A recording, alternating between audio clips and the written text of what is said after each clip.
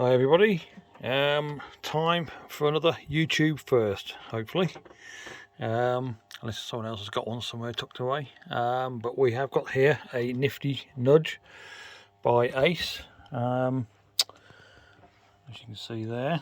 Now I've just got this working, so fingers crossed this next video will go without any sort of problems, but it's been months in the pipeline trying to get it working, and we've got there now. Got the tokens working as well. So yeah, this is called a nifty nudge, from 1980, would you believe? And it uses a sort of electromechanical type deck again, with board interface and MPU driven boards. Simple game, just like Firecracker in a way, many ways. You've got the up down nudge, which is selected by the single button there when you get 3 arrow symbols on the line. It starts the nudge feature, which you'll see shortly, and then you can choose up or down during the nudge, so you're not fixed to one direction, you can go either way, which is pretty good. And yeah, it's a lovely machine. Simple sounds, not many sounds. There's no jackpot tune on it, I don't think. Well, not on the £1 version anyway. On the £2 version, 10p play. You might see that this is actually the 5p glass that I've got here, which is fine. It's unfortunately this is the mint one. It's pretty sort of mintish. There's a few little blemishes, which if you really close in you can see them, but they're not really noticeable. Oh, there we are, look there. So however, I do have the 10p glass, which is, excuse me, if I can just place it on there, just gently, it will sit there.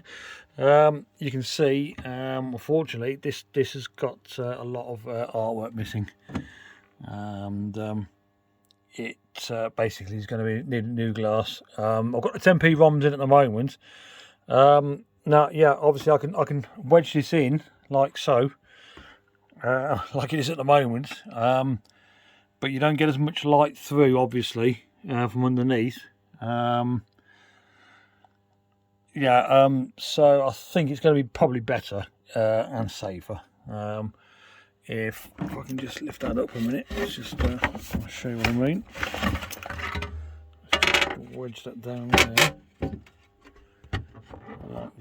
very carefully. Now it does sit on there like that, and you can see the value difference. The only difference really are the grapes. Instead of they're 60p on the 5p play, but they're £1 on the 10p play. So I guess I just rounded it down a little bit, but everything else is the same, mate. The bells are now 80p. The wind's on here 140 instead of 70, 160 instead of 80. These are £2 instead of £1. Well, as I say, these are all three of these fruits here are 40p rather than the 20p, which you can see underneath. Obviously that should be all white there, and it's completely missing. I think the masking has taken it all off. I think whoever had it before me.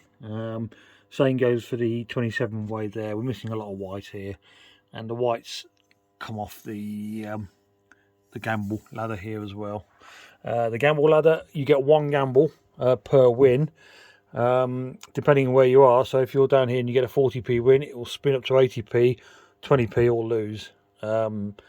So it's quite an unusual gamble. You get used to it though. It's quite good really, and it does pay a fair percentage. It does seem tight at times, and it is quite tight on the nudges as well, with the amount it actually gives. But it can go on a bit of a streak as well, I believe. But when I got this machine, the 10p token slot was blocked off completely, so I put that back on the 5p and on the 5p top glass. However, I've got the original 10p. If I can show you it there, I've got the original 10p top panel as well, and you can see they've done away with the 5p slot, so you've only got 3 slots rather than the 4 there. So at some stage I'll probably fit this in and take that out, but I like things to be complete and how they should be. And you know, there's no reason why. I've got the 5p ROMs as well. I can put those in. You can have £1 for tokens and everything else cash. So you know, it's not a major problem or anything. But for now, we'll play it on 10p ROMs because that's what I've got inside the machine. So I'll just show you around the back, and you'll see straight away it's got this wonderful blue vinyl on the inside of the cab. The whole cab's got it on, and it really is fantastic. I haven't seen any other machines with this colour on. It's quite bold really, and a nice little touch, I'd say. And there we have the machine date there, 29th of the 11th 1980, and you've got a few other little signs there, which you get in other machines as well. As you can see, there's the electromechanical deck, and it's connected to the driver board down here. Had terrible trouble trying to get the reels to recognise wins, and it ended up just being a little diode there. You can see it or not, sticking out, the new one I put in there. A lot of help from Bob, and a major thanks goes to him, otherwise I wouldn't be able to get the machine working. You know, but between us we sort of soldered on and got there in the end. And you know, we're basically giving the cab a good clean. All the parts are sort of clean and looking quite tidy now. It's not spotless. I don't want it spotless. I want it to sort of look like it's been in an arcade a little bit, but yeah, otherwise it's quite similar to other machines. You've got another lighting board there as well, transfer board there.